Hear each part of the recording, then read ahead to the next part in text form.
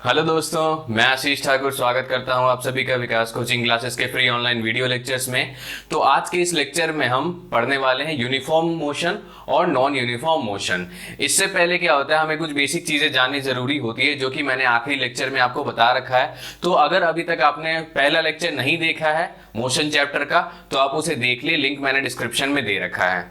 तो आज के इस लेक्चर में हम पढ़ने वाले हैं uniform motion and non uniform motion. तो यूनिफॉर्म मोशन जो डेफिनेशन से हम देखें उसका वो ये होता है कि when an object covers equal distances in equal interval of time, मतलब अगर कोई सा भी ऑब्जेक्ट है, मान लिया हमने कि एक ऑब्जेक्ट हमारा कार है, तो अगर वो कार चल रही है, अगर कार चल रही है तो equal distances in equal interval of time, कहने का मतलब कि अगर हम देखें कि 5 सेकंड में, ठीक है, अगर 5-5 सेकंड का हम इंटरवल देख रहे हैं तो हमें पता चलेगा कि 5 सेकंड में जैसे उसने 5 किलोमीटर ट्रेवल किया, वैसे ऐसा हो नहीं सकता है कि इतनी स्पीड कोई कार चले।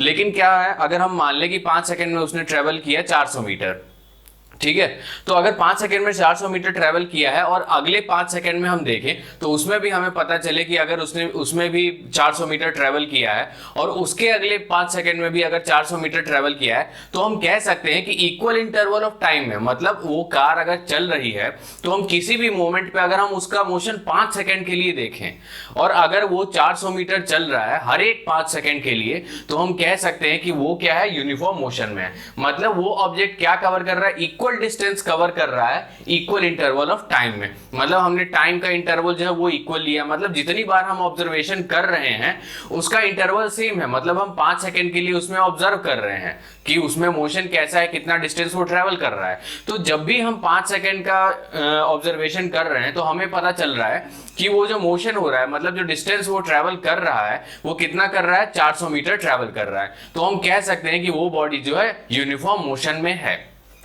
अब नॉन यूनिफॉर्म मोशन हमारा क्या होता है, when an object covers unequal distances in equal interval of time. मतलब अगर कोई सा भी ऑब्जेक्ट है, जैसे इस पहले केस में हम क्या देख रहे थे, एक कार है हमारे पास, तो उसमें हम हर एक इक्वल इंटरवल में देख रहे थे कि वो कितना डिस्टेंस ट्रेवल कर रहा है। लेकिन नॉन यूनिफॉर्म मोशन में हम क्या करेंगे हम वही काम, लेकिन क्या होगा, जब हम ऑब्जर्वेशन करेंगे हर एक 5 सेकंड के लिए, तो हमें पता चला कि पहला जो हमने 5 सेकंड ऑब्जर्व किया उसमें कार ने 100 मीटर ट्रेवल किया। दूसरा हमने 5 सेकंड देखा कुछ टाइम बाद, तो उसमें हमें पता चला कि उसने 300 मीटर ट्रेवल कर लिया। फिर अगले 5 सेकंड में हमने देखा तो उसने 600 मीटर ट्रेवल कर लिया। तो हमें क्या पता चल रहा है कि अगर इक्वल इंटरवल ऑफ टाइम अगर हम ले रहे हैं तो डिस्टेंस जो क्या है हमारा अलग अलग आ रहा है। तो इससे हमें पता चलता है कि वो अनइक्वल डिस्टेंस ट्रेवल कर रहा है, मतलब इक्वल डिस्टेंस ट्रेवल नहीं कर रहा है। जैसे हमने देखा कि पहले 5 सेकंड में 100 मीटर, अगले 5 सेकंड में 300 मीटर, अगले 5 सेकंड में 700 मीटर या 600 मीटर जो भी है, मतलब वो अनइक्वल डिस्टेंस ट्रेवल कर रहा है इक्वल इंटरवल ऑफ टाइम में। इक्वल इंटरवल ऑफ टाइम कहने का मतलब हम जब भी उसे ऑब्जर्व कर रहे हैं, कितने टाइम के लिए ऑब्जर्व कर रहे हैं, 5 सेकंड के लिए। ये एग्जांपल के लिए था, ठीक है। तो वो जो बॉडी मोशन करेगा, वो जो कार मोशन करेगा, तो वो नॉन यूनिफॉर्म मोशन में होगा। तो अब हम बात करते हैं कुछ बेसिक टर्म्स के बारे में, जैसे कि पहला है हमारा स्पीड। तो स्पीड क्या होता है, स्पीड क्या होता है, distance travelled by the object in unit time. मतलब यूनिट टाइम है, यूनिट टाइम कहने का मतलब ये होता है हमारा 1 सेकेंड, ठीक है। तो क्या होता है, distance travelled by the object in unit time, मतलब 1 सेकेंड में कोई भी ऑब्जेक्ट कितना डिस्टेंस ट्रेवल करेगा। यहां पर देखने वाली बात है कि यहाँ पे डिस्टेंस है ना कि डिस्प्लेसमेंट है। डिस्टेंस और डिस्प्लेसमेंट में डिफरेंस होता है, जो कि मैंने आखिरी लेक्चर में बताया था। तो अब क्या है, distance travelled by the object in 1 second, मतलब स्पीड क्या हो जाएगा, कोई भी ऑब्जेक्ट 1 सेकेंड में जितना डिस्टेंस ट्रेवल करेगा उसे ही हम स्पीड बोलेंगे। तो कहने का मतलब क्या है, इसका ऐसा यूनिट क्या हो जाएगा, मीटर पर सेकेंड, या फिर अदर यूनिट जो होता है जैसे किलोमीटर पर आवर फेमस है अपने कंट्री में, या फिर सेंटीमीटर पर सेकंड भी अलग सा यूनिट हो सकता है। इसका मेन जो सबसे ज्यादा यूज होता है हमारे फिजिक्स में वो होता है मीटर्स पर सेकंड, या फिर किलोमीटर पर आवर भी यूज हो जाता है, सेंटीमीटर पर सेकंड ज्यादा यूज नहीं होता है। अब स्पीड क्या होता है, स्पीड के पास होती है सिर्फ और सिर्फ मैग्नीट्यूड, मतलब इसमें डायरेक्शन हम स्पेसिफाई नहीं करते हैं। मतलब हमारा जो ऑब्जेक्ट है वो किस डायरेक्शन में मूव कर रहा है उससे हमें कोई मतलब नहीं है, वो कितना डिस्टेंस ट्रेवल करता है हमें उससे मतलब है। और डिस्टेंस है तो डिस्टेंस हमारा क्या है, स्केलर क्वांटिटी है, वेक्टर क्वांटिटी नहीं है, मतलब उसमें सिर्फ और सिर्फ मैग्नीट्यूड होगा।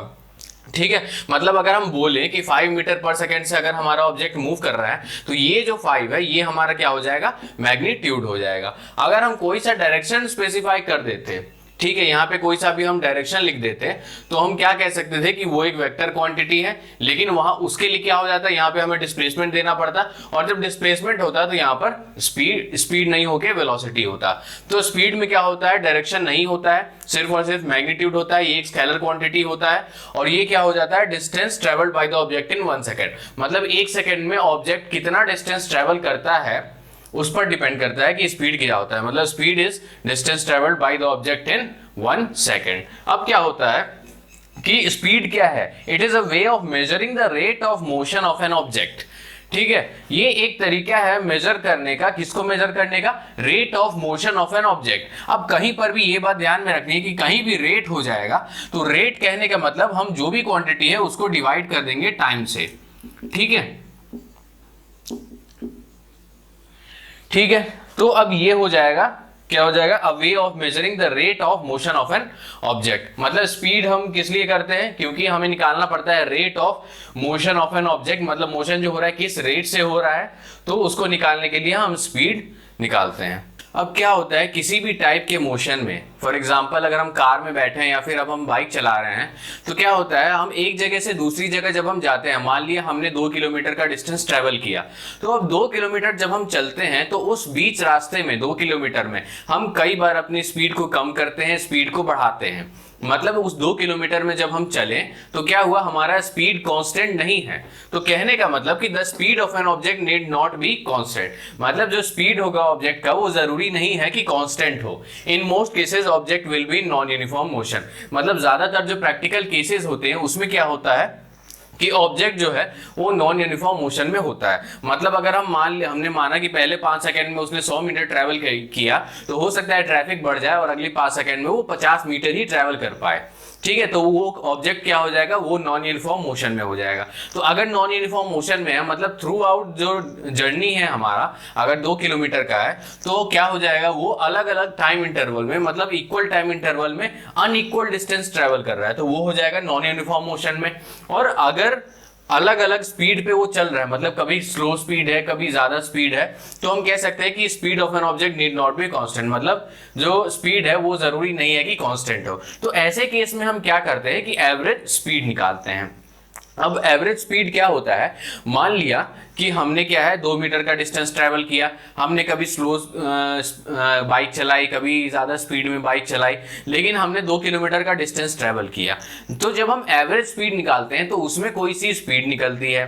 ठीक है, तो अब मान लिया कि हमें टाइम कितना लगा, 2 किलोमीटर चलने में मान लिया हमने 10 मिनट टाइम लग गया।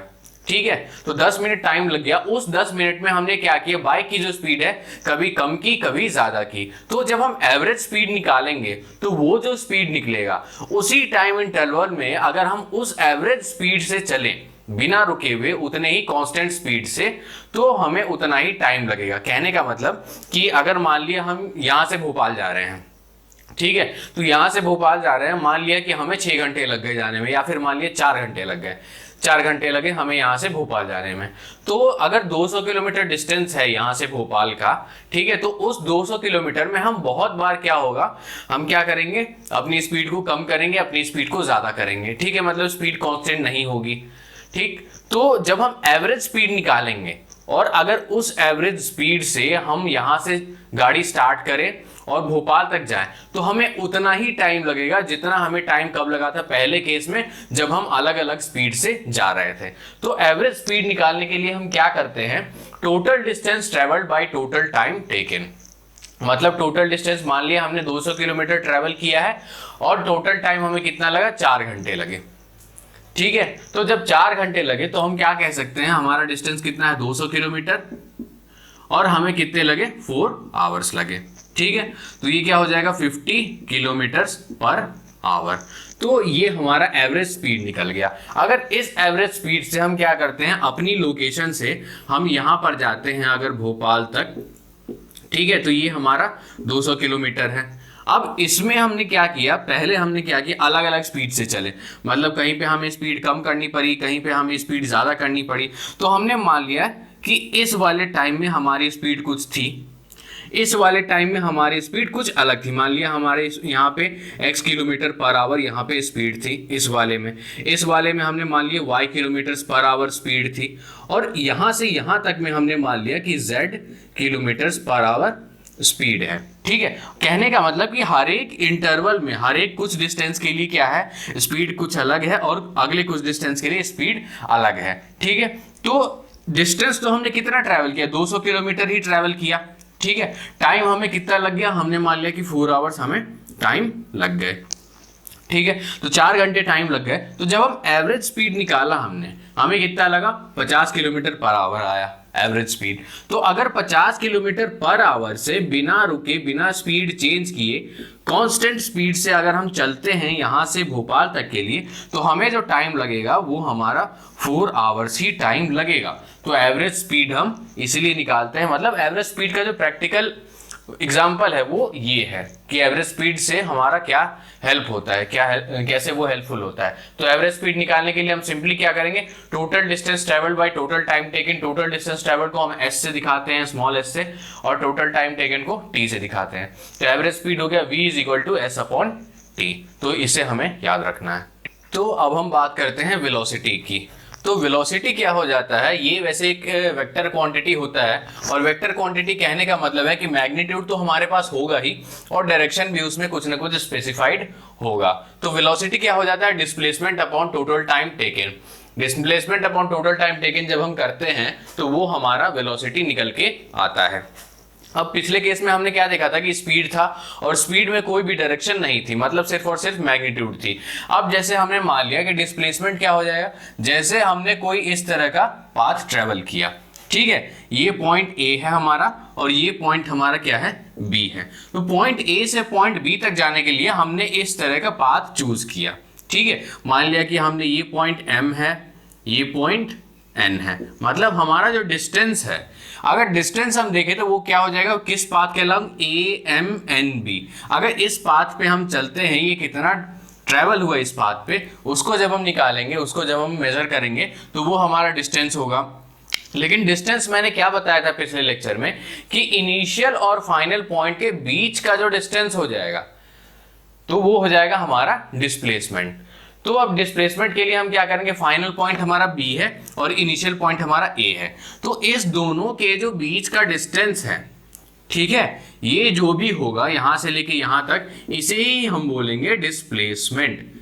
ठीक है, मतलब हमें किससे मतलब है, इनिशियल पॉइंट क्या है हमारा और फाइनल पॉइंट क्या है हमारा, सिर्फ इसी से मतलब है कि डिस्प्लेसमेंट हमारा क्या निकलता है। तो अगर हम डिस्प्लेसमेंट निकालेंगे तो हम लिखेंगे सीधा, ये जो है ए बी जो भी डिस्टेंस होगा, मान लिया हमें ए बी क्या है, x मीटर्स डिस्टेंस है, तो क्या हो जाएगा, x अपॉन और टाइम टेकन t हो जाएगा। तो हमने मान लिया कि ये क्या हो जाएगा, x अपॉन t। तो वेलोसिटी हो जाएगा डिस्प्लेसमेंट अपॉन टाइम, और डिस्प्लेसमेंट का मतलब ये है इनिशियल और फाइनल पॉइंट के बीच का जो डिस्टेंस है वो हमारा हो जाएगा डिस्प्लेसमेंट। और अगर हमें स्पीड निकालना होगा इसी पाथ के लिए, तो हम क्या करेंगे, इस पर ट्रेवल करेंगे। मतलब ये जो हमने जितना ट्रेवल किया है, मान लिया कि ये हमारा y मीटर है, ठीक है, ये AMNB जो पाथ है वो y मीटर है, तो स्पीड हमारा क्या हो जाएगा, v = y अपॉन जितना भी टाइम लगा t। ठीक है, तो ये हो जाएगा हमारा स्पीड, और वेलोसिटी इनिशियल और फाइनल पॉइंट पे डिपेंड करेगी। ठीक है, और इसकी जो यूनिट होती है, इसकी जो SI यूनिट होती है वो भी होती है मीटर पर सेकेंड, जो कि स्पीड की होती है। तो क्या हो जाएगा, अगर हम x मीटर्स पर सेकेंड लिख रहे हैं, अगर हम x मीटर्स पर सेकेंड लिख रहे हैं, तो ये जो x है ये हमारा क्या है, मैग्नीट्यूड है। ठीक है, और डायरेक्शन क्या हो जाता है हमारा, डायरेक्शन हो जाता है वेलोसिटी का जो डिस्प्लेसमेंट का डायरेक्शन है। मतलब A से B अगर हम जा रहे हैं, तो इस लाइन के अलॉन्ग कहने का मतलब इस डायरेक्शन में, ये जो डायरेक्शन हो जाएगा ये हो जाएगा हमारा वेलोसिटी का डायरेक्शन। मतलब A से B हमने लाइन ड्रॉ किया, इसको एक्सटेंड करते हुए हमने A से B की ओर जो एरो बनाया है, वही जो डायरेक्शन है वो क्या हो जाएगा, वेलोसिटी का डायरेक्शन हो जाएगा हमारा। तो ये हमने डायरेक्शन स्पेसिफाई कर दिया, तो ये एक वेक्टर क्वांटिटी हो गया। मतलब हमें मैग्नीट्यूड भी मिल गया और डायरेक्शन भी हमने पता कर लिया है। तो ये दो चीजें जिसमें हो वो हो जाएगा हमारे वेलोसिटी। अब हमने कुछ बेसिक कॉन्सेप्ट्स देख लिए हैं, वेलोसिटी तक पढ़ लिया है, तो अब हम एक न्यूमेरिकल करके देखते हैं। ये क्वेश्चन है हमारा, an object travels 16 metres in 4 seconds and then another 16 metres in 2 seconds. तो कहने का मतलब अगर हम नंबर लाइन पे इसे रिप्रेजेंट करें, ठीक है, तो मान लिया कि ये हमारा इनिशियल पोजीशन है और ये हमारा फाइनल पोजीशन है। ये इनिशियल पोजीशन ए है, ये फाइनल पोजीशन बी है। इतना ट्रेवल किया है। अब क्या है कि object travel 16 metres in 4 second, ठीक है।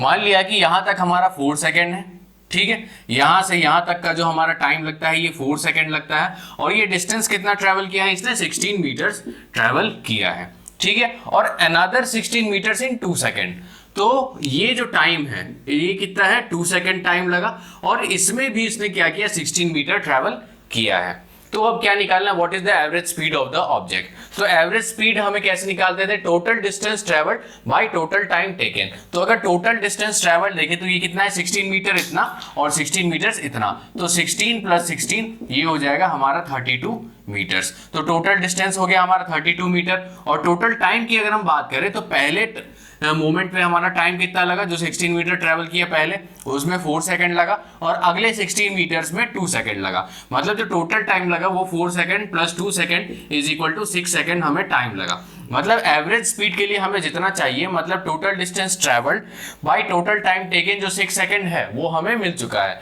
तो जो हम एवरेज स्पीड निकालेंगे, मतलब एवरेज स्पीड जो हम निकालेंगे वो क्या हो जाएगा हमारा, टोटल डिस्टेंस ट्रेवल्ड। तो टोटल डिस्टेंस ट्रेवल्ड कितना है हमारा, 32 metres upon total time taken कितना है हमारा, 6 सेकेंड्स, ठीक है। तो 32 अपॉन 6 ये कितना हो जाएगा हमारा, 5.33 मीटर्स पर सेकेंड। तो हमारा जो एवरेज वेलोसिटी आया है वो हमारा फाइनल इतना आया है। तो ये क्वेश्चन हमारा सॉल्व हो गया इजीली। ये किससे सॉल्व हुआ, एवरेज वेलोसिटी से। अभी अगला क्वेश्चन है हमारा, Usha swims in a 90 metre long pool. जो पूल है हमारा, मतलब जो स्विमिंग पूल है वो 90 मीटर्स लॉन्ग है। She covers 180 metres in 1 minute by swimming from one end to other end back along the same straight path. Find the average speed and average velocity of Usha, ठीक है। तो हमने मान लिया कि हमारा जो स्विमिंग पूल है, ठीक है, वो ये हमारा क्या है, स्विमिंग पूल है, और यहां से लेके यहां तक, मतलब ये जो पूरी लेंथ है स्विमिंग पूल की वो क्या है, 90 मीटर्स है, ठीक है। तो अब क्या है, 90 मीटर्स लॉन्ग स्विमिंग पूल है। She covers 180 metres in 1 minute by swimming from one end to other, मतलब इस एंड से इस अदर एंड तक, and back along the same straight path. मतलब उसने क्या किया, यहां से लेके यहां दूसरे एंड तक ट्रेवल किया, पहले इधर ट्रेवल किया और फिर अलोंग द सेम पाथ, मतलब इसी लाइन के अलोंग वापस यहां पर आ गई। मतलब ये पॉइंट ए है, ये पॉइंट बी है हमारे पास, ठीक है। तो क्या हुआ, उसने 180 मीटर ट्रेवल किया। तो 180 मीटर जो ट्रेवल किया उसने कैसे किया, पहले ए से बी गई, तो वो कितना हो गया, 90 मीटर्स, और फिर इसी लाइन के अलोंग, इसी पाथ के अलोंग बी से वापस ए पर आई 90 मीटर्स। तो 90 प्लस 90 हो गया 180 मीटर्स, ठीक है।